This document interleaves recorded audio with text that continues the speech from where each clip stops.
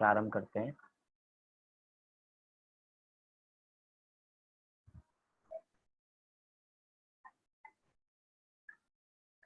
सभी लोग हाथ जोड़ लीजिए, मंगलाचरण करेंगे। नमो अरिहंताणं नमो सिद्धाणं नमो आयर्याणं नमो उवज्झायाणं नमो लोये सव्यसाहूणम्। मंगलम भगवान वीरो मंगलम गौतमो गणी मंगलम कुंद कुंदाद्यो जैन धर्मोस्तु मंगलम सर्वमंगल मांगल्यम सर्वकल्याणकारकम प्रधानम सर्वधर्माणां जैनं जयतु शासनम् जैनं जयतु शासनम्। जैन श्रावकाचार, जिसके आधार से हमारी चर्चा विगत दिनों से चल रही है। श्रावकाचार, श्रावक का आचार व्यवहार कैसा होना चाहिए, इसी जैन श्रावकाचार के माध्यम से हमको उसके बारे में पता लग सकता है, क्योंकि दो ही आचारों के बारे में हमारे जनागम में बताया है, एक श्रावक का आचार और एक मुनिराजों का आचार, अर्थात एक अनगार और एक सागार, इन दो का ही आचार वर्णित है। हम सब सागार में आते हैं, अर्थात श्रावक में आते हैं, तो श्रावक का आचार कैसा होना चाहिए इसके बारे में भी हमें जानकारी होनी चाहिए। तो इसीलिए हम यहाँ पे श्रावक के आचार के ऊपर बात कर रहे हैं। उसी के अंतर्गत षट आवश्यक जो कार्य हमें दिन प्रतिदिन करने चाहिए, रोज करने चाहिए, ऐसे कार्यों के ऊपर हम चर्चा कर रहे हैं। एक बार हम उस छंद को पढ़ लेते हैं, जिस छंद के अंदर 6 के 6 षट कारकों का नाम एक बार में आ जाता है। क्या है वो छंद? देव पूजा गुरु उपास्ति स्वाध्याये संयमस्तपः दानं चेति गृहस्थानां षट्कर्माणि दिने दिने। दिने दिने अर्थात दिन प्रतिदिन ये 6 काम अवश्य करने चाहिए। अवश्य अर्थात कुछ भी हमें कुछ बहाना नहीं है, रोज करने हैं। देव पूजा रोज, गुरु उपासना रोज, स्वाध्याय रोज, संयम रोज, तप रोज, दान रोज रोज। और किसको करने हैं? साफ साफ शब्दों में लिखा, गृहस्थाणाम अर्थात गृहस्थ जीवों को, जो गृहस्थी में रहते हैं उन जीवों को। षट कर्माणि, ये षट कर्म, ये 6 कर्म दिने दिने, दिन प्रतिदिन करने चाहिए। इन्हीं षट आवश्यकों में से हम देव पूजा गुरु उपासना की चर्चा कर चुके हैं। स्वाध्याय संयम की चर्चा हमने कल की पूर्व की कक्षा में बात की थी। थोड़ी सी बात करें इसके बारे में, स्वाध्याय और संयम। स्वाध्याय के बारे में देखा था, निश्चय से तो सब में एक ही चीज देखी थी कि ज्ञानी श्रावक के योग्य आंशिक शुद्धि, अर्थात ज्ञानी जीव जब अपनी आत्मा को जानते हैं, उसका अनुभव करते हैं, वो ही उनका निश्चय से आवश्यक है। अर्थात प्रथम में प्रथम कोई कार्य करने योग्य होगा तो सबसे पहले अपनी आत्मा को जानना योग्य है। बाद में ये सब काम तो होते ही रहेंगे, लेकिन प्रथम में प्रथम आत्मा को जानना बहुत जरूरी है, उस आत्मा की शुद्धि बहुत जरूरी है। इसीलिए निश्चय आवश्यक की हमने बात की। उसमें से व्यवहार स्वाध्याय में क्या आ जाएगा? व्यवहार स्वाध्याय में शास्त्रों का अध्ययन करना, मनन करना, चिंतन करना, घोलन करना, जिससे हम निश्चय स्वाध्याय तक पहुंच सकें। जैसे जब तक हम तत्वों को ही नहीं समझेंगे तब तक आगे कैसे बढ़ पाएंगे। इसीलिए स्वाध्याय करना भी बहुत जरूरी है। उसके भी हमने 5 प्रकार देखे थे। कौन से थे? वाचना, पृच्छना, अनुप्रेक्षा, आमनाय और धर्मोपदेश। ऐसे 5 प्रकार के स्वाध्याय देखे थे। अगला कल की कक्षा में हमने संयम रूपी आवश्यक के बारे में भी जाना था, और उसकी परिभाषा निश्चय से यही थी, ज्ञानी श्रावक के योग्य आंशिक शुद्धि, अर्थात जब तक शुद्धता नहीं होगी, हर चीज में प्रमुखता तो एक ही चीज को दी जाती है। मतलब अगर हम पूरे सार जिनवाणी के ऊपर बात करें, पूरी जिनवाणी हम उठा लें, पूरी जिनवाणी में जो भी बातें लिखी हैं वो किस लिए लिखी हैं? अगर जिनवाणी में चंडा नियोग की बातें लिखी हैं, कन्ना नियोग में लोक व्यवहार की बातें लिखी हैं, लोक कैसा है, कुछ भी लिखा है, कुछ भी जिनेंद्र भगवान ने वर्णित किया, तो किसके लिए किया है? जिसको जान के हम अपनी आत्मा में लगे, मतलब कि आत्मा को जानना मूल ध्येय उनका है कि किसी भी तरह, चाहे हम प्रथमा नियोग की शैली से आत्मा को जाने, चाहे हम कण्णा नियोग की शैली से जाने, चाहे चंडा नियोग की शैली से जाने, चाहे द्रव्य नियोग की शैली से जाने, लेकिन जानना क्या है? जानना तो आत्मा को ही है, उस आंशिक शुद्धि को ही प्रकट करना है। तो व्यवहार में वो सब काम अलग अलग चलते हैं। तो यहाँ पे व्यवहार संयम के साथ क्या कह दिया कि ज्ञानी श्रावक के योग्य आंशिक शुद्धि के साथ साथ होने वाले भूमिका अनुसार हिंसादि से विरति और इंद्रिय निग्रह अर्थात प्राणी संयम और इंद्रिय संयम के साथ जो होता है उसे व्यवहार संयम कहते हैं। मतलब कि इस संयम को अंगीकार करने की फैसिलिटी बस एक तरीके से चार गतियों के जीवों में से बस मनुष्यों को है। मतलब कि देव गति में सम्यक दर्शन हो सकता है लेकिन संयम नहीं हो सकता। नारकियों को सम्यक दर्शन हो सकता है लेकिन संयम नहीं हो सकता। त्रियंचों को सम्यक दर्शन हो सकता है लेकिन संयम नहीं हो सकता। संयम किसको हो सकता है? संयम मात्र मनुष्यों को हो सकता है। मतलब कि देव लोग तो तरसते हैं कि देव लोग किस लिए तरसते हैं कि उनको संयम नहीं है। वो कह रहे हैं कि सम्यक दर्शन तो हमें भी है लेकिन हमें संयम चाहिए। क्योंकि संयम के बिना जीवन ऐसा है जैसे बिना ब्रेक की गाड़ी। अगर संयम जीवन में नहीं होगा तो गाड़ी दौड़ती जाएगी, कहीं रुकने वाली नहीं है। एक नाटक आपने कभी कभार देखा होगा कि देव और मानवों में चर्चा ये चल पड़ी कि कौन पालकी का हकदार है, कि कौन पालकी को उठाएगा। बहुत सारे देव खड़े होते हैं, बहुत सारे मानव खड़े होते हैं, इधर से तर्क वितर्क चलते हैं कि कौन उठाएगा कौन उठाएगा। रिजल्ट क्या निकलता है कि जो जीव संयमी होंगे वो ही पालकी को उठाएंगे। तो संयमी कौन होते हैं? संयमी तो मनुष्य ही होते हैं और वे ही पालकी को उठाते हैं। इसलिए संयम जीवन में कितना जरूरी है, इस संयम आवश्यक के माध्यम से हम समझ सकते हैं। अगला क्या है अपना? अब जिन आवश्यक की बात आज हमें करनी है वो है तप आवश्यक और अगला होगा दान आवश्यक। ये सारे ऐसी चीजें हैं आवश्यक जिनकी हम जब 10 लक्षण पर्व आते हैं तो अलग अलग से बात भी करते हैं। जैसे कि उत्तम संयम की अलग बात करते हैं, उत्तम तप की अलग बात करते हैं और सबके लिए सेपरेट चीजें बटी हुई हैं। ऐसे ही यहाँ पे तप एक नाम का आवश्यक है जो कंपलसरी है। कई बार हमें ऐसे लगने लग जाता है कि तप तो मुनिराजों के करने का काम है। क्या? तप तो मुनिराज करते होंगे। जैसे 10 लक्षण, 10 धर्म किसको होते हैं? 10 धर्म तो मात्र मुनिराजों को होते हैं, ज्ञानी श्रावक को नहीं होते हैं। मतलब पंचम गुण स्थानवर्ती को 10 धर्म नहीं होते। कभी कभार ऐसा सोचने लग जाते, तपस्या तो वही करते हैं, पहाड़ों पे तो वही जाते हैं, अपनी आत्मा को तो वही जानते हैं। लेकिन नहीं, यहाँ पे तपस्या श्रावकों की बताई जा रही है। क्योंकि तप आवश्यक हम षट आवश्यक श्रावक के पढ़ रहे हैं, मुनिराजों के नहीं पढ़ रहे हैं। मतलब जिन लोगों को गलत फहमी है कि तप नाम का आवश्यक तो मात्र मुनिराजों को होता है, साफ साफ पद्मनंदी आचार्य ने लिखा है, देव पूजा गुरु उपासति स्वाध्याय संयम तपह तपह। और क्या कह रहे हैं? दिने दिने षट कर्माणि दिने, मतलब ये तप नाम का जो आवश्यक है वो भी हमें दिन प्रतिदिन करना चाहिए। क्या होता है ये आवश्यक, कितने प्रकार के होते हैं आवश्यक, उन सब की चर्चा करेंगे। सबसे पहले हम देखते हैं कि हमने तप के यहाँ पे दो भेद किए। तप आवश्यक के दो भेद किए, एक हो गया हमारा निश्चय आवश्यक और एक हो गया हमारा व्यवहार आवश्यक। निश्चय आवश्यक और व्यवहार आवश्यक। निश्चित तप आवश्यक की तो हर जगह एक ही परिभाषा है कि ज्ञानी श्रावक के योग्य आंशिक शुद्धि, मतलब कि आंशिक शुद्धि प्रकट होनी चाहिए तप के माध्यम से भी। मतलब कि हम बाहर में कुछ भी करें, हमें क्या चाहिए? हमें तो बस आंशिक शुद्धि चाहिए। चाहे वो हमें स्वाध्याय करने से मिले, चाहे तप करने से मिले, चाहे देव पूजा करने से मिले, चाहे गुरु उपासना से मिले, चाहे दान देने से मिले। लेकिन वास्तविकता में तप क्या है? अपनी आत्मा को जानना, वो आंशिक शुद्धि, उसी का नाम निश्चय तप है। और व्यवहार से तप क्या है? तो व्यवहार से लिखा उसके साथ, किसके साथ? ऊपर वाली परिभाषा, ज्ञानी श्रावक के योग्य आंशिक शुद्धि के साथ। मतलब व्यवहार से भी तप उसको होगा जिसको ज्ञानी श्रावक के योग्य आंशिक शुद्धि होगी, जो अपनी आत्मा को जानता होगा उसके साथ। इसलिए कभी भी व्यवहार तप में ये नहीं भूलना चाहिए कि हमें आंशिक शुद्धि भी होनी चाहिए। बाहर के क्रिया कांड करना वो तो शरीर की क्रिया कांड चल ही रहे हैं।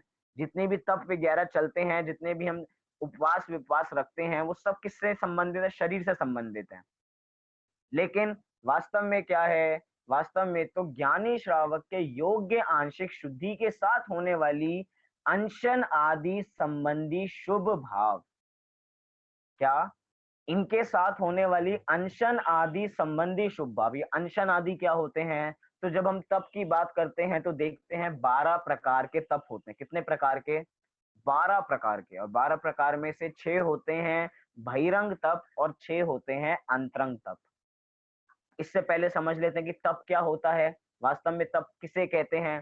तो हम सबको पता है कि इच्छा निरोधस तपः। क्या? इच्छा निरोधस तपः। कि इच्छा के निरोध का नाम ही तप है, कि इच्छा खत्म कर देना। इच्छा को कम करने का नाम तप नहीं है, इच्छा के अभाव करने का नाम तप है। इच्छा निरोधस, कि निरोध कर देना, अब इच्छा उत्पन्न ही नहीं होना, इसका नाम तप है।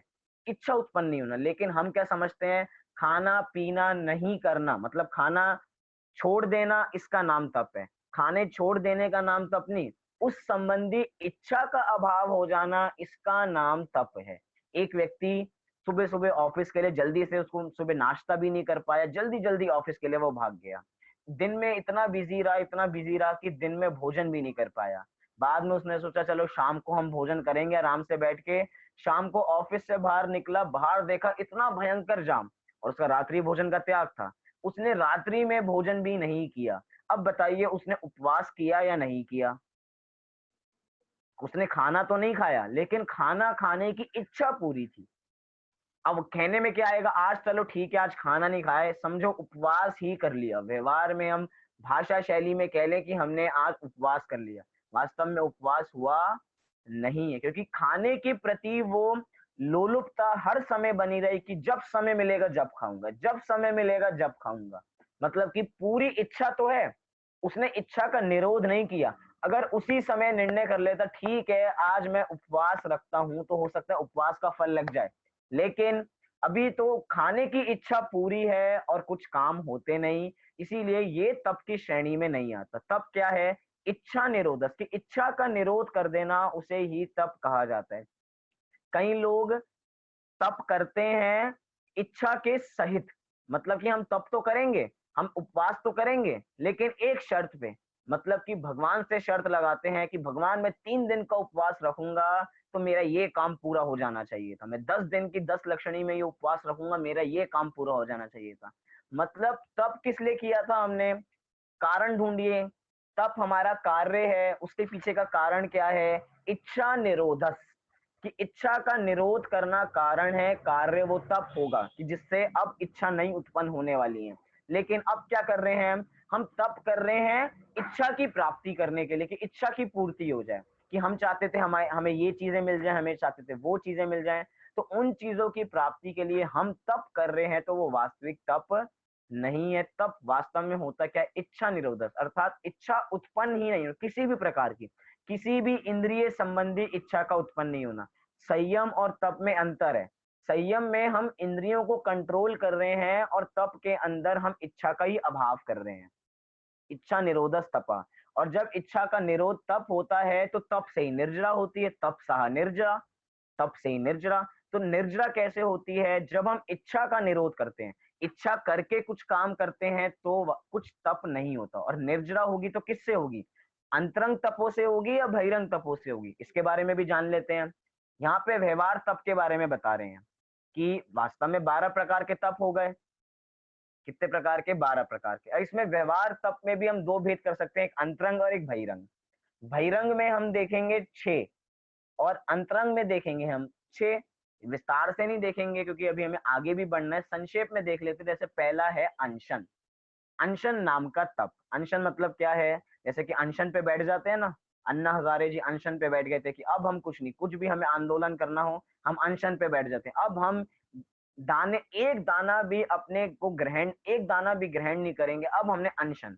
अच्छा, कुछ नहीं खाने वाले हैं हम, इसका नाम हो गया अनशन, जिसको हम कहते हैं उपवास। कि हमने पूरे दिन का, एक दिन का उपवास किया है। हम उस दिन जल और जो पूरा आहार होता है, जो पूरा खाना है, भोजन है, उसका त्याग करते हैं। अन्न जल का पूरा हमने त्याग कर दिया, इसका नाम हो गया अनशन। अगला क्या है? ऊनोदर।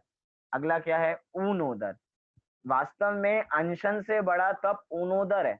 ऊनोदर से बड़ा तप, अगला तप जो आता है वृत्ति परिसंख्यान वो है, फिर रस परित्याग फिर वो है, फिर काय क्लेश, आगे जितने बढ़ते जाते हैं, आगे के तप बढ़ते जाते हैं। कैसे बढ़ते जाते हैं? ऊनोदर में तो हम एक समय भोजन कर रहे हैं और अनशन में हम पूरे दिन भोजन नहीं कर रहे हैं, तो ऊनोदर कैसे बड़ा हो गया? वास्तव में ऊनोदर ही सबसे बड़ा है क्रम क्रम से। क्यों? क्योंकि एक बार हमने भोजन का त्याग कर दिया, अब तो हमारा उपयोग ही हट गया, अब तो कोई बात ही नहीं है, वो इतना बड़ा तप नहीं है। लेकिन ऊन उदर, उदर अर्थात पेट, और ऊन अर्थात पेट से कम भोजन करना, उसको कहा जाता है ऊन उदर। और वास्तव में ऊन उदर अनशन से बड़ा क्यों है? वो इसलिए क्योंकि हमने उसमें विशेष प्रकार की तपस्या की है। लेकिन अगर वो तपस्या कब नहीं हो पाती? जब वो ऊनोदर दूनोदर में बदल जाता है। मतलब कि जिस समय हमने, आप देखने देखना कभी हम 10 लक्षण में हमें एक समय भोजन करना हो, मतलब हमने एक समय का लिया कि हम क्या करेंगे, दिन में एक बार ही कुछ ग्रहण करेंगे और कुछ ग्रहण नहीं करेंगे। अब उस दिन क्या होता है, हम वास्तव में व्रत का नाम क्या है? ऊन उदर, पेट से कम खाना। अब एक बार विचारो कौन कौन पेट से कम खाता है? अगर कोई व्यक्ति 3 रोटी खाता है तो कम से कम 5 रोटी खा के तो वो उठेगा ही उठेगा, क्योंकि घर वाले भी कहेंगे अब तुम्हें शाम को तो तुम्हें खाना नहीं है, चलो ठीक है कुछ नहीं होता, एक रोटी तो ज्यादा खा ही लो, 2 रोटी तो खा ही लो। कम से कम अगर 3 खाता है तो 3.5 खा के तो रोटी उठेगा ही उठेगा। मतलब कि ज्यादा खाना है, क्योंकि शाम को तो मिलने नहीं वाला। सीधा अब कब खाएंगे? 24 घंटे बाद खाएंगे। इस इतना हम नहीं कर सकते, इसलिए जितना भर सकते हैं उतना भर लो। जैसे कि पूरे 56 भोग उधर ही हमारे सामने रखे हों। अब क्या होता है, इतने सब कुछ खा लेते हैं, फिर नींद आने लग जाती है, फिर सो जाते हैं। 4-5 घंटे सोने में बीत जाते हैं, फिर उठते हैं, फिर कुछ काम करते हैं, फिर सो जाते हैं। क्योंकि अनशन किया है ना, सॉरी ऊनोदर किया है हमने, तो एक समय खा रहे हैं, शिथिलता आ जाएगी शरीर में। लेकिन वास्तव में उत्कृष्ट ऊनोदर का उदाहरण क्या है? उत्कृष्ट ऊनोदर का उदाहरण है कि ग्रास, 1 ग्रास उठा के भोजन करें और हमारा भोजन हो गया। अब वास्तव में इसमें इच्छा का निरोध है, मतलब कि हमारे सामने खाना है और हमने उत्कृष्ट उदाहरण की, हमने 1 ग्रास लिया, मतलब 1 टुकड़ा खाने का लिया, उसको खाया और हमारा ऊनोदर हो गया। इसको कहेंगे पेट से कम खाना। हम तो सोचते थे कि कम से कम 3-4 रोटी हो जाए, बहुत सब कुछ सामान हो, तो हमारा एक टाइम का होता है। और उत्कृष्ट उदाहरण क्या है? बस 1 ग्रास। अब सोचिए उसमें इच्छा का निरोध क्या है? अनशन में तो हमारा उपयोग ही हट गया। अब हमारा उपयोग हटा नहीं है, अब हमें विशेष प्रकार की तपस्या करनी है उसमें। क्योंकि अब जो तपस्या होगी, सोचिए अब आपके सामने भोजन रखा है, लेकिन आपको 1 ग्रास लेना है और आपका पूरा भोजन हो जाएगा। वास्तव में ये ऊनोदर है। अगला आगे जैसे बढ़ते जाते हैं और ये विशेष-विशेष प्रकार के तप बढ़ते जाते हैं। जब हम अंतरंग तपों में आते हैं तो वो और बढ़ते जाते हैं कि प्रायश्चित है, विनय है, वैयावृत्ति है, स्वाध्याय है, वित्सर्ग है, ध्यान है, ये उत्कृष्ट तप हैं। ध्यान सबसे उत्कृष्ट है। और देखिए इन 6 अंतरंग तपों में 10वें नंबर का तप स्वाध्याय भी है। मतलब कि स्वाध्याय को भी तप का नाम दिया गया है। जो हम स्वाध्याय करते हैं, शास्त्रों का मनन करते हैं, चिंतन करते हैं, उसके माध्यम से अपने आप का अध्ययन करते हैं, वास्तव में वो भी एक प्रकार का तप है। किस नंबर का? 10वें नंबर का तप है। मतलब कि एक अनशन, क्योंकि एक एक तप से अगला वाला तप बड़ा होता जा रहा है। एक अनशन जो पहले नंबर पे है और एक स्वाध्याय जो 10वें नंबर पे, मतलब कि नहीं खान, मतलब कि 1 नंबर से 10वें नंबर 10 गुना बड़ा है स्वाध्याय करना। और हम स्वाध्याय को कुछ समझते नहीं है। हम समझते हैं कि ध्येय की क्रिया में ही सब कुछ जमा हुआ है, कि भोजन नहीं करना यही हमारा तप होता है। आज हमने इस चीज का त्याग कर दिया, आज हमने इस चीज का त्याग कर दिया। कर तो दिया, लेकिन करना क्या है? कई लोग कहते हैं कि हमें एक एक समय भोजन करना था, चलो एक समय तो हो गया, अब क्या करें? चलो दुकान पे चलते हैं, दुकान खोल लेते हैं, थोड़ा बिजनेस कर लेते हैं। जिनका पूरा उपवास होता है, चलो क्या करना है, चलो कुछ बाहर घूम ही आते हैं, आज तो कुछ खाना ही नहीं है, रसोई में कुछ बनना नहीं है, चलो बाहर घूम ही आते हैं, चलो पिक्चर देखिए, चलो थोड़े घर की डस्टिंग कर लेते हैं, अलमारी जमा लेते हैं, कुछ काम कर लेते हैं। व्यापारी होंगे, करना क्या है, थोड़े दुकान पे बैठ जाते हैं। उस दिन घर पे आने की फुर्सत नहीं होती है, क्योंकि आज तो घर में खाना खाना ही नहीं है, उपयोग ही नहीं है। आज तो हम पूरा डट के बिजनेस करेंगे, मतलब बैठे रहेंगे दुकान पे। और उस समय हमने वास्तव में उपवास किया क्यों था? उपवास का मतलब क्या होता है? उप प्लस वास। उप प्लस वास अर्थात अपनी आत्मा के समीप वास करना। उप अर्थात नजदीक, वास अर्थात स्थिर रहना। किसके स्थिर रहना? अपनी आत्मा के समीप स्थिर रहना, वास्तव में वो उपवास होता है। हमने एक समय भोजन ग्रहण किया था, हम 2 समय करते थे। अभी तक हम सोचो 5 टाइम करते थे और हमने उसको सीमित करके एक समय कर दिया। मतलब 4 टाइम का हमारे पास समय बच गया। अब 4 टाइम में हम करेंगे क्या? व्यापार करेंगे, टीवी देखेंगे, मोबाइल चलाएँगे, क्या करेंगे? हम सब तो यही करेंगे। लेकिन वास्तव में करना क्या चाहिए? उस समय भगवान की भक्ति करनी चाहिए, स्वाध्याय करना चाहिए, पूजन अर्चना करनी चाहिए। लेकिन हमने क्या किया? आज तो कुछ करना ही नहीं, आज तो आराम करना है। बहुत लोग 10 दिन का उपवास करते हैं और खटिया पे पड़े रहते हैं कि कब दिन बीतेंगे और कब हमारा काम पूरा होगा, क्योंकि 10 दिन के बहुत उपवास किया है। धीरे-धीरे शरीर में शिथिलता आती रहती है, स्वाध्याय हो नहीं पाता है। तो किसने कहा है कि आपको आप पूरे 10 दिन का उपवास करो? नहीं, हमको रिकॉर्ड बनाना है, हमको रिकॉर्ड बनाना है। लेकिन यहाँ पे रिकॉर्ड बनाने के लिए हमें कोई तप करना नहीं है। हमें तो निश्चय तप तक पहुँचना है। कैसे निश्चय तप तक पहुँचा जाए? अनशन नहीं करेंगे तो भी हमारा तप होगा। अनशन करना आवश्यक तो है, आवश्यक में आ रहा है, लेकिन करना ही ज़रूरी है, क्योंकि स्वाध्याय नाम का भी तो एक तप है ना। हम स्वाध्याय भी तो कर सकते हैं, हम विनय भी तो कर सकते हैं, हम ध्यान भी तो कर सकते हैं। हम उन चीज़ों को करते नहीं हैं और इन चीज़ों को ही सबसे बड़ा मानते हैं। मतलब कि इनको भी करना चाहिए, व्यवहार तप में तो ये भी आते हैं, अनशन करना चाहिए। जितनी अपनी सामर्थ हो उतना करना चाहिए।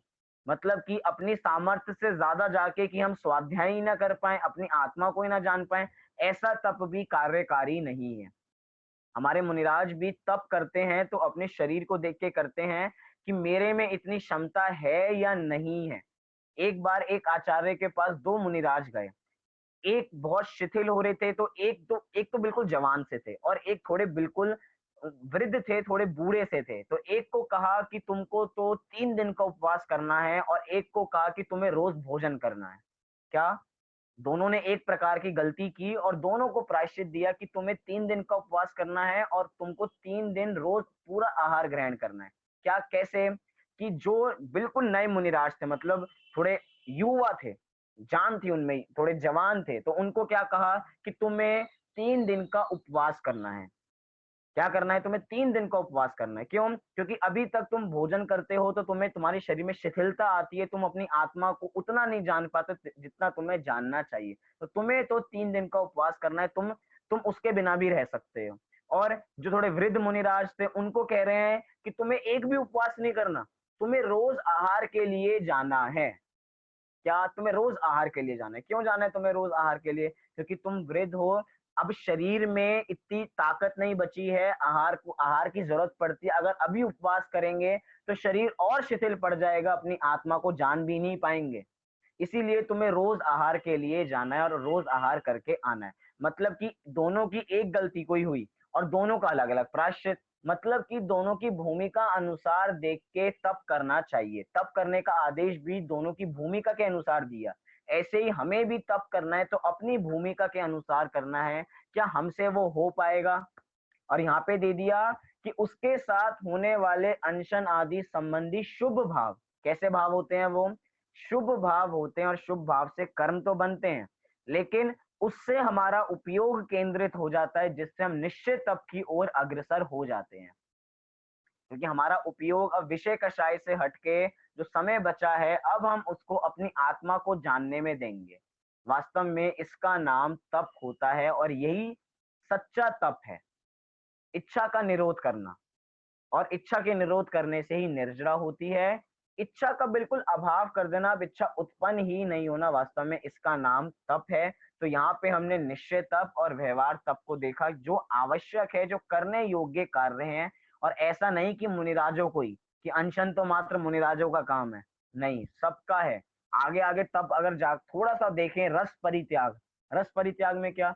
किसी भी रस का त्याग कर देंगे, किसी भी रस का, कि आज 6 प्रकार के रस होते हैं, आज में हमारे घी का त्याग है, आज हमारे शक्कर का त्याग है, किसी का भी एक जो रस है उसका त्याग कर दिया, मतलब उसके बिना फिर अलग अलग अजीब अजीब प्रकार की अटपटी प्रतिज्ञाएं लेके जाते हैं। मतलब कि जब मुझे एक दंपत्ति दिखेंगे, उन्हीं के घर से मैं आहार लूंगा, अटपटी प्रतिज्ञाएं। मतलब कि अनशन से बड़े तप हैं सारे। क्यों? क्योंकि इनके चांसेस बहुत कम है मिलने के। एक अनशन में क्या है, हमें आज भोजन नहीं करना, काम खत्म। लेकिन जिसमें वो अलग अलग वृत्ति परिसंख्यान की अटपटी प्रतिज्ञाएं लेके जा रहे हैं जंगल में, कि जब मुझे एक बैल दिखेगा जिसके सींग में एक गुड़ की ढेली होगी, अगर वो मुझे दिख जाएगा तो ही मैं भोजन करूंगा। ये क्या है? अटपटी प्रतिज्ञा है।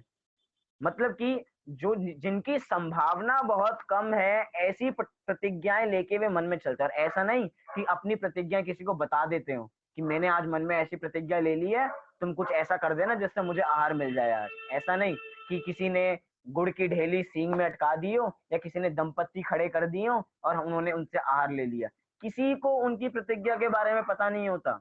सारे लोग खड़े होंगे और जहां पे उनको दंपत्ति दिखेंगे वहीं पे आहार करेंगे। और नहीं मिले तो सोचिए, एक दिन नहीं मिले तो, 2 दिन नहीं मिले तो, 3 दिन नहीं मिले तो, संभावना है, हो सकता है दंपत्ति नहीं मिले, कोई अकेला ही खड़ा हो, एक ऐसा बैल नहीं दिखे जिसके सामने गुड़ की ढेली रखी हो, जिसके सींग में गुड़ की ढेली, कितना दुर्लभ है। अब इतनी अटपटी प्रतिज्ञाएं लेके चलते हैं तो अनशन से बड़ा तप हो गया वो। उसके अंदर इच्छा का निरोध बहुत कर रहे हैं वो। मतलब आहार के लिए निकलते हैं, लेकिन जब वो मिलेगा तभी आहार करेंगे, अन्यथा आहार करने वाले नहीं है। तो कितना बड़ा हो गया। हम थोड़ी अटपटी प्रतिज्ञाएं ले लें। सोच के देखिए, मन के अंदर ऐसी कल्पनाएं करके देखिए, हमारे घर के सामने जब हमें कोई गधा दिखेगा और गधे के ऊपर कोई कौवा बैठा होगा तभी हम भोजन करेंगे। सोचिए कितने कम चांसेस हैं। गधा तो आज दिखता नहीं है, खच्चर हमें दिखते नहीं, और खच्चर भी दिख जाए तो उसके ऊपर कौवा बैठा हो तब हम आहार करेंगे। कितनी अटपटी प्रतिज्ञाएं हैं। मुनिराज ऐसी अटपटी अटपटी प्रतिज्ञाएं लेके निकलते हैं। वृत्ति परिसंख्यान मतलब कि इच्छा का निरोध कितना जरूरी है, अपनी कंट्रोल करना। कंट्रोल तो संयमित में आ गया, और संयम करके अब इच्छा का अभाव ही कर देना। भोजन के प्रति इतनी आसक्ति नहीं है। आसक्ति नहीं है तभी तो इतनी कठिन तपस्या उन्होंने की है, कठिन इतना व्रत ग्रहण किया है। करके देखना कभी। हो सकता है 10 दिन भी आपको भोजन ना मिले, 1 महीने भोजन ना मिले, 3 महीने से कोई गधा नहीं दिखा, कोई कौवे भी दिख जाए उसके ऊपर बैठा हो। कैसी प्रतिज्ञाएं हैं। जब मुझे एक गाड़ी दिखेगी, गाड़ी में कोई व्यक्ति बैठा होगा और वो खा रहा होगा तभी मैं आहार ग्रहण भोजन ग्रहण करूंगा। कितनी कम चांसेस हैं ऐसी चीजों के होने के। तो ये होती है अटपटी प्रतिज्ञाएं जो हमारे मुनिराज लेते हैं। इसीलिए तो उनको महान तपस्वी कहा जाता है, महान तपस्वी। लेकिन श्रावक भी तपस्वी हो सकते हैं। अपनी भूमिका अनुसार जितने भी वो कार्य कर सकते हैं, जितने भी शुभ भाव उनको होते हैं, उसके अनुसार उनको पुण्य लगता है, वो भी व्यवहार तप करते हैं। उससे पहले हमें निश्चय तप को भी और देखना चाहिए। चलिए, हमारा अंतिम आवश्यक तो वैसे तो आवश्यक बहुत सारे हो सकते हैं, लेकिन 6 यहाँ पे प्रमुख हैं। मैंने आपको पहले दिन एक होमवर्क दिया था, किसी ने ध्यान नहीं दिलाया कि 6 आवश्यक होते हैं, तो आपको ढूंढ के लाने हैं। क्या कोई 7वां भी आवश्यक होता है, या क्या हम 5 आवश्यक से ही काम चला सकते हैं? किसी ने अभी नहीं बताया। ठीक है, आप थोड़ा और सोचिए, मैंने आपको रिवाइज करा दिया ये क्वेश्चन। अभी हम दान के ऊपर बात करते हैं। दान, दान भी एक आवश्यक है, दान भी करने योग्य कार्य। और कैसे है? दिने दिने, दिन प्रतिदिन दान करना ही चाहिए। किसको करना चाहिए, कैसे करना चाहिए, सबकी बात करेंगे संक्षेप में। लेकिन अभी बात करते हैं निश्चय दान की। 2 प्रकार के दान हो गए, निश्चय दान और व्यवहार दान। निश्चय से दान क्या है? ज्ञानी श्रावक के योग्य आंशिक शुद्धि, यह है स्वयं को शुद्धता का दान है। कितना बढ़िया लिखा, ज्ञानी श्रावक के योग्य आंशिक शुद्धि। अब कोई कहे आंशिक शुद्धि तो हमने ही प्रकट की है, तो हमने दान क्या दिया? भैया ये स्वयं को दिया हुआ दान है। मतलब कि ये अपनी जो आत्मा शुद्ध है बिल्कुल, उसका अवलंबन लेके हमने शुद्धता ही उसको दान कर दी है। अपने को जान के जैसे हमने अपने ऊपर अनंत उपकार कर दिया है। मतलब कि ये आत्मा अभी तक सड़ रही थी, गल रही थी विषयों में, और अब इस आत्मा की हमने कदर की, आत्मा को जाना, तो आत्मा की शुद्धता को शुद्धता से मिला दिया, तो हमने आत्मा को ही वास्तव में दान दे दिया हो। तो ये वास्तव में दान है। कोई इसको दान समझता है? कोई इसको दान नहीं समझता कि अपनी आत्मा को जानना भी कोई दान हो सकता है। तब दान किसको समझते हैं? पैसे देने का नाम दान समझते हैं। अभी व्यवहार दान की बात करेंगे तो इसकी बात करेंगे, लेकिन दान है क्या? दान अपनी आत्मा को जो दिया जाए, वास्तव में वो ही दान है, वो शुद्धता। अभी तक आप अशुद्ध थे, अभी तक आप उसको राग द्वेष खिला रहे थे, राग द्वेष से उसका पोषण कर रहे थे। अपनी आत्मा जो भगवान आत्मा 3 लोक का नाथ बन सकती है, उसकी आपने कभी कदर नहीं की। वो सड़ रहा था, गल रहा था, और अब जैसे ज्ञानी जीवों ने अपनी आत्मा को जाना तो उन्होंने स्वयं को अपने लिए शुद्धता जैसे दान कर दी हो, ये समझना। अभी तक हम क्या दान कर रहे हैं? अभी तक हम राग द्वेष दान करते हैं। दान तो हम भी करते हैं, लेकिन क्या दान कर रहे हैं? अपनी आत्मा को गंदी गंदी चीजें दे रहे हैं, राग दे रहे हैं, द्वेष दे रहे हैं, उससे वो गंदी हो रही है, मैली हो रही है। उस मैल को हटाने के लिए अपनी आत्मा को जानना आवश्यक है। इसीलिए आत्मा को जानना ही सबसे पहला हमारा आवश्यक है। अब बात करते हैं व्यवहार दान की, कि व्यवहार से दान क्या होता है। दान अर्थात क्या होता है? दान दातार शब्दों का प्रयोग होता है ना, ये हमारे दान दातार हैं, ये हमारे कुबेर हैं। मतलब कि ये बहुत दान देते हैं, जो दान देता है उसे दान दातार कहते हैं। और किस चीज का दान देते हैं? कौन है श्रेष्ठी हमारे समाज में जो इतना पैसा देते हो, उसे दान कहते हैं, उसे दान दातार कहते हैं। सबसे बड़े दानी है, इन्होंने इतने लाख का दान दिया, इन्होंने ये दिया, इन्होंने वो दिया। तो वास्तव में दान की परिभाषा है क्या? दान किसे कहते हैं? दान किसे देना चाहिए? वास्तव में तो 4 प्रकार का दान चतुर्विध संघ को ही देना चाहिए। चतुर्विध संघ मतलब जिस संघ के अंदर सब लोग हों, एलक, क्षुल्लक, आरिका, मुनिराज सब उसमें उपस्थित हों, उसे कहते हैं चतुर्विध संघ। 4 लोग हो गए, मुनिराज हो गए, श्रावक हो गए, एलक हो गए, क्षुल्लक हो गए, चारों प्रकार के आरिकाएं हो गई। 4 चतुर्विध संघ को ही जो दान दिया जाता है, उसे ही उत्कृष्ट दान कहा जाता है, और इनको ही दान देना चाहिए। कितने प्रकार के दान देखे हमने? 4 प्रकार के दान होते हैं। कौन कौन से? आहार दान, औषधि दान, ज्ञान दान और अभय दान। 4 प्रकार के दान हो गए। इसमें से 2 प्रकार के जो दान होते हैं वे श्रावक की मुख्यता से होते हैं, और 2 प्रकार के दान जो होते हैं वो मुनिराजों की मुख्यता से होते हैं। कैसे? कि पहला क्या है? आहार दान और औषधि दान। ये श्रावक की मुख्यता से होते हैं, क्योंकि आहार दान कौन करेंगे? मुनिराज तो आहार दान करेंगे नहीं। मुनिराज के पास आहार तो होता नहीं है कि वो पहले आहार बनाएंगे और किसी को आहार देंगे, या कोई उनके पास आ जाए, भाई थोड़ा मुझे भी दे दीजिए। वो लेके तो आते नहीं है, कोई इकट्ठे करने की परंपरा तो अपने में है नहीं। दूसरे लोगों में है इकट्ठा करने की परंपरा, हम में नहीं है। तो मुनिराज आहार का दान नहीं करते हैं। और किस चीज का दान नहीं करते हैं? वो औषधि का दान भी नहीं करते हैं, कि औषधि ले लेके आए कि आप बीमार हो गए हो, बीमार हो गए हो, लो ये औषधि ले लो। ये दोनों काम किसके हैं मुख्य रूप से? ये दोनों मुख्य रूप से श्रावक के काम है। आहार का दान देना भी और औषधि का दान देना भी, ये मुख्यतः श्रावक का काम है। और बचे 2, कौन कौन से? ज्ञान दान और अभय दान। ये मुख्यतः किसके किए जाते हैं? दान किसके द्वारा किए जाते हैं? मुनिराजों के। ये वास्तविक ज्ञान दातार तो वो ही हैं। वास्तव में ज्ञान को जो देते हैं वो मुनिराज ही देते हैं। हम जितने भी ग्रंथ पढ़ते हैं वो उनके द्वारा ही लिखित हैं, आचार्यों के द्वारा ही लिखित हैं। तो ज्ञान दान उन्होंने हमको दिया। तो ज्ञान दान वास्तव में मुनिराजों, श्रेष्ठ जनों के द्वारा ही दिया जाता है। तो मुनिराज सबसे ज्यादा श्रेष्ठ हैं, तो उनके द्वारा ज्ञान दान हमें दिया जाता है। और क्या होता है दूसरा? अभय दान। वास्तव में मुनिराज ही किसी भी जीव को अभय दान देते हैं। हमारे मुनिराज ईर्ष्या समिति पूर्वक चलते हैं। तो ईर्ष्या समिति पूर्वक क्यों चलते हैं? कोई किसी जीव की हिंसा ना हो जाए, जैसे कि उन्होंने जीव को एक जीवन दान दे दिया हो। मतलब कि किसी भी जीव को मुनिराजों से डर नहीं होता, कि उनको पता है कि ये हमें मार नहीं सकते हैं। व्यवहार की बात चल रही है, वैसे कोई किसी को मार तो सकता नहीं है, लेकिन जिस अपेक्षा से बात करें कि सब जीव मुनिराजों से अभय हैं, अर्थात किसी प्रकार का मुनिराजों से भय नहीं है उनको कि ये हमें मारेंगे। मुनिराज ईर्ष्या समिति पूर्वक चलते हैं। कहीं कहीं भी बैठते हैं, कोई भी चीज ग्रहण करते हैं तो पहले पिच्ची से उसको साफ करते हैं, उसके बाद ग्रहण करते हैं, दोनों हाथों से ग्रहण करते हैं। कहीं चीज रखते हैं तो रखने से पहले भी एक बार अपनी आंखों से भी देखते हैं, और एक बार पिची से भी चीजें साफ करते हैं, कि कहीं कोई सूक्ष्म जीव ना हो और उसके ऊपर मैं कुछ भी चीज रख दूं, इसका भी वो ध्यान रखते हैं। मुनिराज जिस शिला पे बैठते हैं उस शिला को भी पहले बैठने से पहले साफ करते हैं। साफ करते हैं माने क्या? ये नहीं कि धूल मिट्टी हो गई कि इतनी गंदी जगह पे मैं थोड़ी बैठूंगा, मैं गंदी जगह पे नहीं बैठता। गंदी जगह पे बैठने की दृष्टि से धूल मिट्टी साफ नहीं करते हैं। वहां पे कोई जीव ना हो, जीव जंतु कभी मेरे बैठने से मर जाए, इसीलिए उस जगह को साफ करता। कितनी जगह साफ करते हैं? बहुत सारी जगह साफ करते होंगे। जैसे कि हम बैठते हैं अपने बेड पे, हम लेटते हैं अपने बेड पे, और साफ पूरा कमरा पूरा घर करते हैं। तो मुनिराज भी जहां बैठते होंगे पूरा एक कमरा जितनी जगह साफ कर देते होंगे अपनी पिच्ची से, फिर जहां पे जाके बैठते होंगे?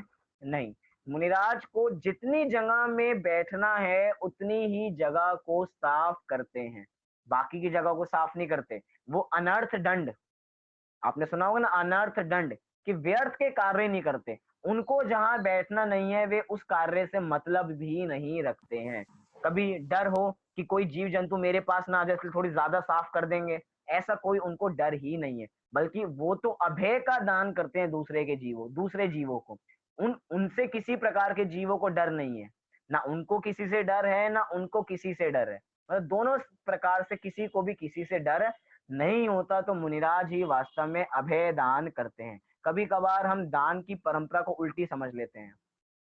कहीं पे भी हम क्या समझते हैं कि पैसे का दान देना ही सबसे बड़ा दान है।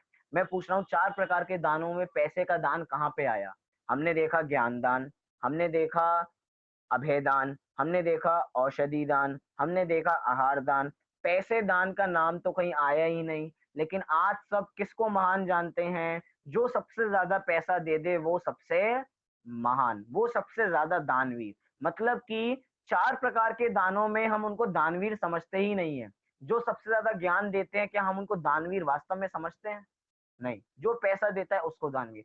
ज्ञान दान देने वालों की तारीफ भी नहीं करते हैं, आहार दान देने वालों की तारीफ नहीं करते हैं।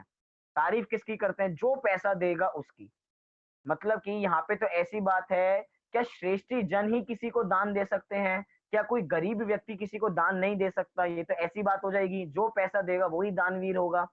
जिसके पास कुछ नहीं है, क्या वो दान नहीं दे सकता? वो भी दे सकता है। उसके पास जो वस्तु उचित हो वो उस वस्तु का दान दे सकता है, और दान भी ऐसी वस्तु का करना चाहिए जो उपयोगी हो। हिंसक वस्तुओं का दान दान नहीं कहलाता है, कि भैया मैं तुम्हें इतने मतलब कि हिंसक औजार दे रहा हूँ, लो इसका प्रयोग करो। कि मैंने किसी को मारना था, किसी व्यक्ति को मारना था, तो मैंने उसके सामने गन दे दी, लो बेटा गन ले लो, मैंने तुम्हें इसका दान दे दिया, जाओ तुम इसको मारो। तो ये दान नहीं है। हिंसक वस्तुओं का दान तो कभी दान होता ही नहीं है। दान हमेशा अहिंसक वस्तुओं का होता है। और किन वस्तुओं का करना चाहिए, किन का नहीं करना चाहिए, उसके बारे में भी विचार करना चाहिए कि उस वस्तु के साथ क्या होने वाला है। हम दान दे रहे हैं किसी के भले के लिए और वो जाके शराब पी रहा है। हम किसी को भले काम के लिए पैसे दे रहे हैं जिससे कुछ अच्छा काम हो। हमने मंदिर के लिए पैसे दिए और किसी व्यक्ति ने घोटाला करके उसको गलत कामों में पैसे को लगा दिया हो। ये क्या है? हमारे दान का उचित प्रयोग नहीं है। इसीलिए जब भी हम रसीद बनवाते हैं उसमें सब कुछ लिखा होता है कि ये आपका दान कहाँ पे जाने वाला है। ये पढ़ाई में जाएगा, ये मंदिर के निर्माण में जाएगा, ये सामग्री में जाएगा, कहाँ जाएगा। यहीं पे हमारी ड्यूटी खत्म नहीं हो जाती। उस दान का वास्तव में प्रयोग उस रूप से हो रहा है या नहीं हो रहा, इसको जानने की भी अपनी ड्यूटी पूरी की पूरी बनती है। क्योंकि कहीं हमारा दान गलत प्रयोगों में नहीं लग रहा हो। जैसे कि हमें कुछ पैसे मिले, हमने कुछ हम मंदिर में फर्स्ट आए, हम मंदिर में फर्स्ट आए तो बहुत सारे हमें इनाम मिले, बहुत सारे हमें धनराशि भी मिली, और हमने उसका क्या किया? हमने उसको विषयों में लगा दिया। हमने उससे गेम खरीद लिए, हमने उससे क्या किया? हमने उससे टीवी ले लिया, या हमने उससे मोबाइल ले लिया, गेम डाउनलोड, विषयों में लग गए, बुरे बुरे व्यसन में लग गए उन पैसों को खर्च करके। तो ये क्या है? ये वास्तव में दान तो नहीं, क्योंकि उसका तो इनाम है ये। लेकिन इसमें हम समझे हमने किसी को दान के रूप में कुछ पैसा दिया हो और वे उसका गलत रूप में व्यसनों में उसका उपयोग करे, तो हमारे दान जो हमने दिया है उसका सही प्रयोग नहीं किया जाएगा। तो इसलिए इसका भी हमें पूरा पूरा ध्यान रखना चाहिए। और वास्तव में मुनिराज ही उत्कृष्ट होते हैं, उनको ही सर्वोत्कृष्ट वो ही दान देते भी हैं, और वही उत्तम पात्र है श्रावकों के लिए कि हम उत्तम श्रावक किसको उत्कृष्ट माने। उत्कृष्ट कौन है उनके लिए? मुनिराज ही हैं। तो मुनिराज को दिया हुआ दान ही उत्कृष्ट दान होता है। अब हम उनको ज्ञान दान तो दे नहीं सकते, हम उनको अभय दान तो दे नहीं सकते, तो क्या दे सकते हैं? हम उनको आहार दान देते हैं, हम उनको औषधि दान देते हैं। तो यही हमारा मुनिराजों के प्रति भक्ति है, अनन्य भक्ति है, कि हमारा उनके प्रति बहुमान आता है। ऐसा नहीं कि उनको ही सुनाना चालू कर दें, ऐसा नहीं। उनको लिए जो हम कर सकते हैं वो उचित काम करें, उनकी भूमिका के अनुसार जो वो हो। उनकी भूमिका में उनके जैसे नियम हैं, जो भी मुनिराजों के नियम होते हैं, जो श्रावक के नियम होते हैं, उन दोनों को देख के दान करना चाहिए। अब बात करते हैं 4 प्रकार के दानों में सबसे बड़ा दान कौन सा है? कोई बता सकता है सबसे बड़ा दान कौन सा है? आहार दान सबसे बड़ा है, ज्ञान दान सबसे बड़ा है, अभय दान सबसे बड़ा है, या औषधि दान सबसे बड़ा है? बोलिए, आप माइक खोल ज्ञान सकते दान। हैं। ज्ञान ज्ञान दान सबसे बड़ा है। ज्ञान दान क्यों सबसे बड़ा है, कोई बता सकता है?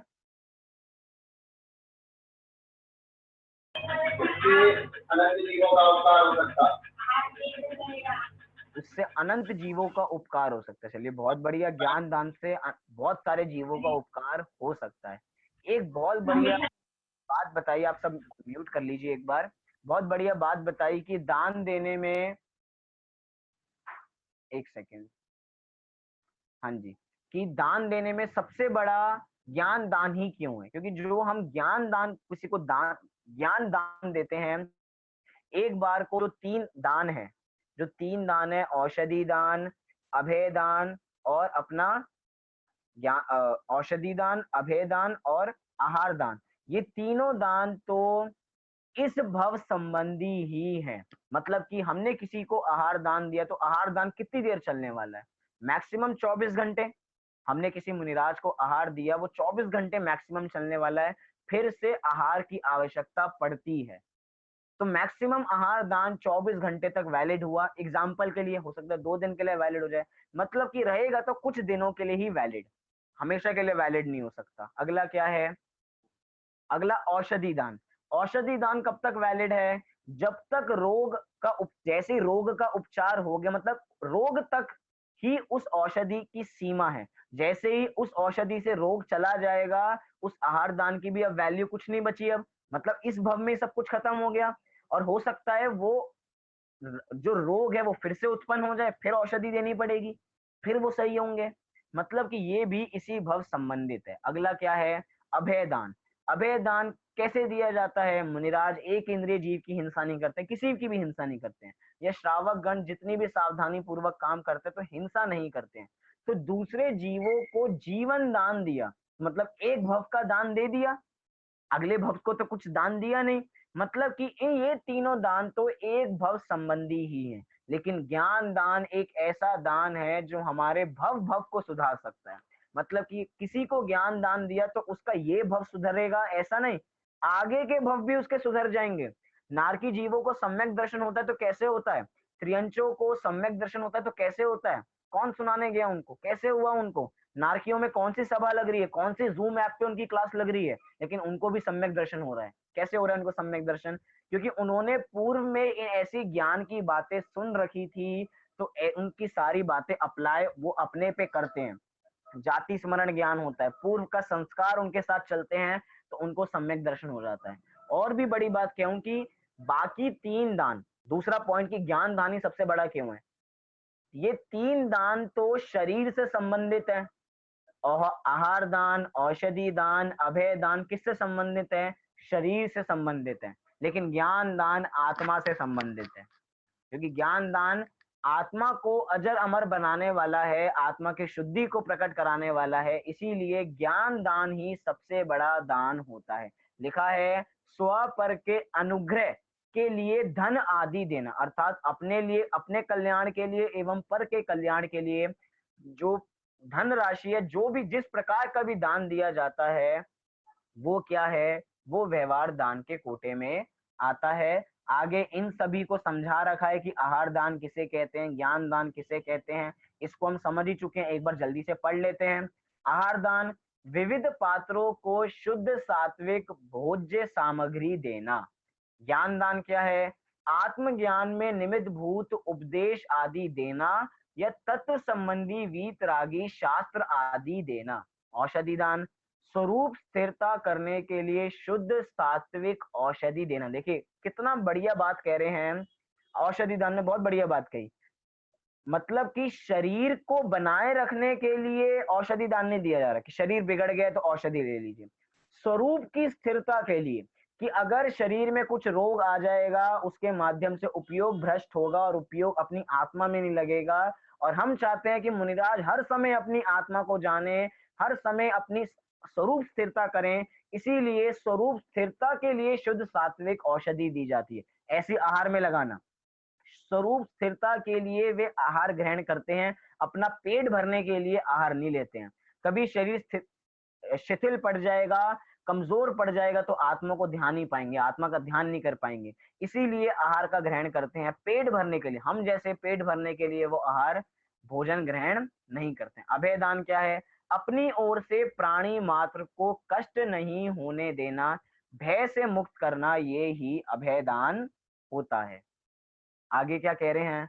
आगे यहीं पे बहुत छोटे छोटे शब्दों में, शायद पूरा क्लियर भी नहीं हो रहा होगा, ये वही आवश्यक का चार्ट समझाया है कि देव पूजा के कैसे भेद होते हैं, स्वाध्याय के कैसे भेद हैं, उसके कैसे भेद हैं, ये हम सब पहले पढ़ के आ ही चुके हैं।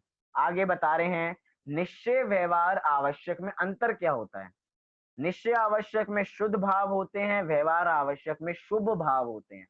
इसका एक्सप्लेन मैं बहुत बार कर चुका हूँ कि शुभ भाव शुद्ध भाव कैसे होते हैं। निश्चय आवश्यक बंध अभाव करने का कारण बनते हैं और व्यवहार आवश्यक पुण्य बंध का कारण बनते हैं। मतलब कि देखिए, कारण कार्य व्यवस्था हम शाम को समझ रहे हैं, कारण कार्य व्यवस्था को नहीं समझेंगे तो कितना बड़ी गलती हो जाएगी। अगर हम व्यवहार आवश्यक को करके समझेंगे कि हमें मोक्ष मिलेगा तो नहीं। क्यों? क्योंकि इसका कारण क्या है? पुण्य बंध का कारण है व्यवहार आवश्यक। व्यवहार आवश्यक कारण है तो उससे पुण्य बंध रूपी कार्य होता है, और पुण्य रूपी बंध का कार्य होगा तो संसार ही होगा, मोक्ष नहीं होगा। और हम कारण कार्य व्यवस्था को सही से नहीं जाने तो गड़बड़ कर सकते हैं। इसलिए निश्चय आवश्यक तो बंध अभाव का कारण बनता है और व्यवहार आवश्यक पुण्य बंध का कारण बनता है। निश्चय आवश्यक वास्तविक धर्म है और व्यवहार आवश्यक औपचारिक धर्म है। आगे क्या कह रहे हैं? जय जिनेन्द्र। मतलब कि हमने पूरी यहाँ पे षट आवश्यक कौन कौन से होते हैं, कैसे होते हैं, उनका पालन कब करना चाहिए, कैसे करना चाहिए, क्यों करना चाहिए, मेरे हिसाब से आपको समझ में आया होगा। मुझे भी समझ में आया कि सबसे पहले कोई आवश्यक करना है तो सबसे पहले अपनी आत्मा को जानना है। अगर आत्मा को जान लिया तो बाहर के औपचारिक आवश्यक तो हो ही जाएंगे, लेकिन ऐसा नहीं कि जब तक आत्मा को नहीं जान रहे तब तक औपचारिक आवश्यकों को भी छोड़ दे, व्यवहार आवश्यक को छोड़ दे। वो भी करें, वो भी सहायक बनेंगे, लेकिन वो व्यवहार तभी नाम पाएंगे जब अपनी आत्मा की शुद्धि बढ़ेगी, अपनी आत्मा में शुद्धि उत्पन्न होगी। बढ़ेगी तो बाद में, लेकिन जब उत्पन्न होगी तभी तो शुद्धि बढ़ेगी। तो इतनी सब बातों को हम ध्यान रखेंगे तो षट आवश्यक हमारे जीवन में भी षट कर्माणि दिने दिने, दिन प्रतिदिन हम भी करने लगेंगे और करने चाहिए, क्योंकि आचार्यों का ऐसा निर्देश है श्रावकों के लिए।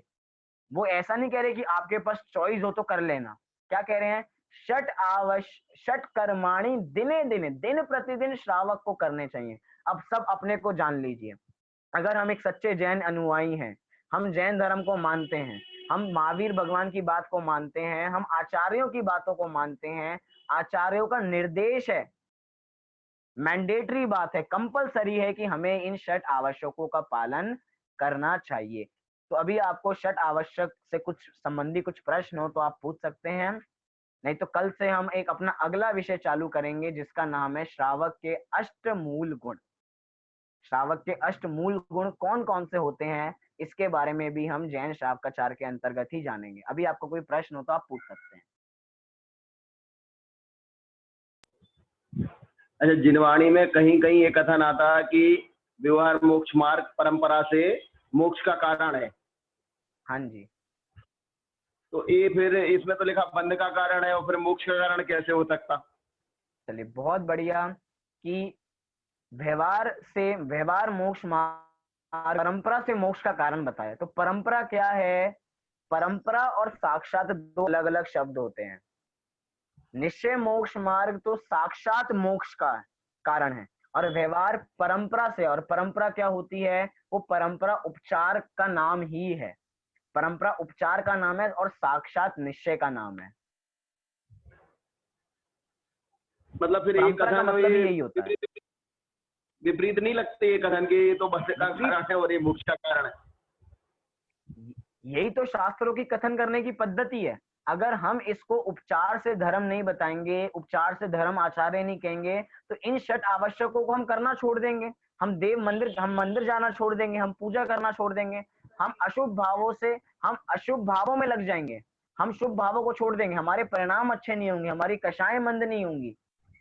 आचार्यों ने उपचार से इसे मोक्ष मार्ग कहा, अर्थात दोनों चल तो एक साथ रहे हैं, दोनों चल मोक्ष मार्ग में एक साथ रहे हैं। उपचार की क्रियाएं भी होंगी, लेकिन वो उपचार की क्रियाएं उपचार में जाएंगी, निश्चय में नहीं जाएंगी। परंपरा से मोक्ष मार्ग का कारण है, लेकिन ये देखिए मुनिराज भी 28 मूल गुणों का पालन करते हैं, मुनिराज भी षट आवश्यक का पालन करते हैं, लेकिन जब मुनिराज षट आवश्यक का पालन छोड़ देते हैं अर्थात छूट जाता है, छोड़ते तो नहीं है, छूट जाता है, क्योंकि जब मुनिराज अपनी आत्मा में जाते हैं तब तो कोई षट आवश्यक का पालन नहीं हो रहा, तब कोई 28 मूल गुणों का पालन नहीं हो रहा, तब तो बस आत्मा को जानना हो रहा है। तो उस समय में भी उनके षट आवश्यक हो रहे हैं, लेकिन निश्चय से हो रहे हैं, जो भी काम हो रहा है निश्चय से हो रहा है। तो क्या मुनिराज 28 मूल गुणों का पालन छोड़ दें, क्योंकि उसे तो व्यवहार से मोक्ष मार्ग कह रहे हैं, तो भ्रष्ट हो जाएंगे, कुछ काम नहीं कर पाएंगे, अपने उपयोग को स्थिर नहीं कर पाएंगे। इसीलिए उसको परंपरा से मोक्ष मार्ग कहा जाता है। परंपरा का मतलब ही यही है कि व्यवहार से उसे मोक्ष मार्ग कहा जाता है, कथन करने की शैली है, पद्धति है।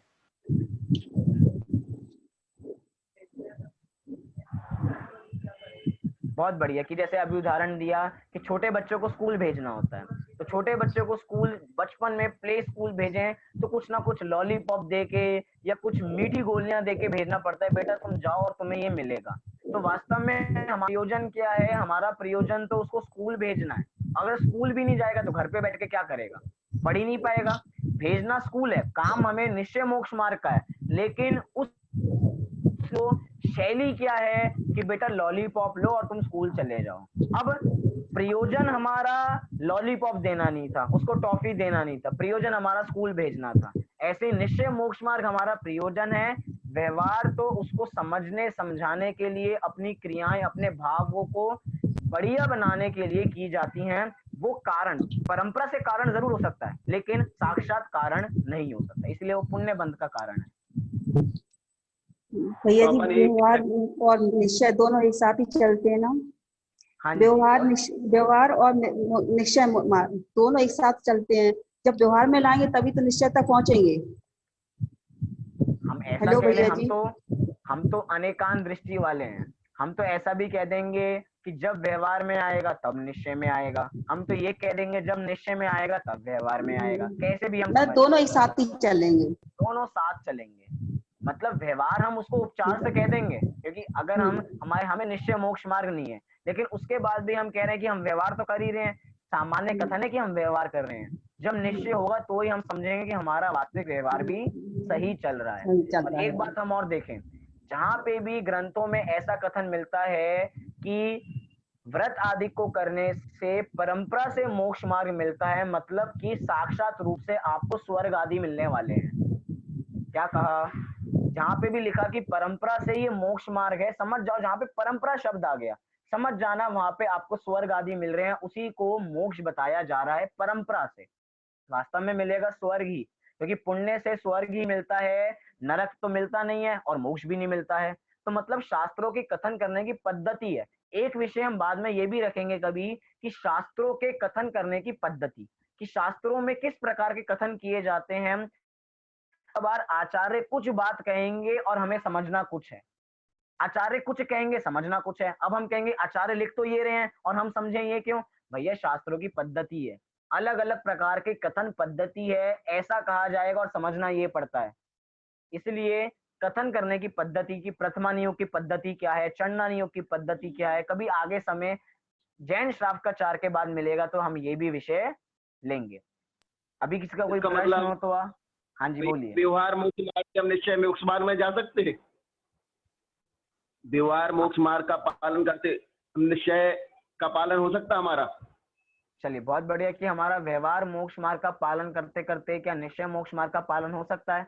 तो देखिए दोनों चलते तो साथ में ही है, लेकिन जब हम कारण कार्य व्यवस्था को देखें तो जब व्यवहार मोक्ष मार्ग पर्याय का व्यय होगा तब निश्चय मोक्ष मार्ग का उत्पाद होगा। मतलब कि उस समय आत्मा को जानेंगे, जैसे कि जिस समय हम आत्मा को जान रहे हैं उस समय कोई व्यवहार नहीं कर रहे हैं, तो व्यवहार की पर्याय का जब अभाव हुआ तब हम निश्चय में लगे, और जैसे निश्चय की पर्याय का भाव हो तो व्यवहार में चल दोनों साथ में ही रहे हैं, उस समय भी साथ में हो रहे हैं, दोनों ही साथ में चलते हैं, दोनों अलग अलग ऐसे नहीं चलते हैं।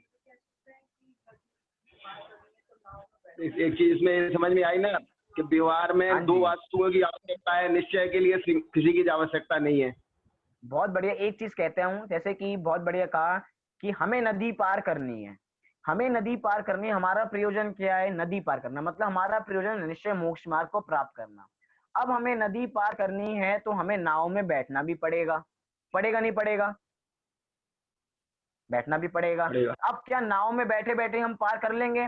नाव को चलाना भी पड़ेगा। अब नाव में चलाना भी पड़ेगा, मतलब कि व्यवहार के कार्य भी करने पड़ेंगे। प्रयोजन क्या है?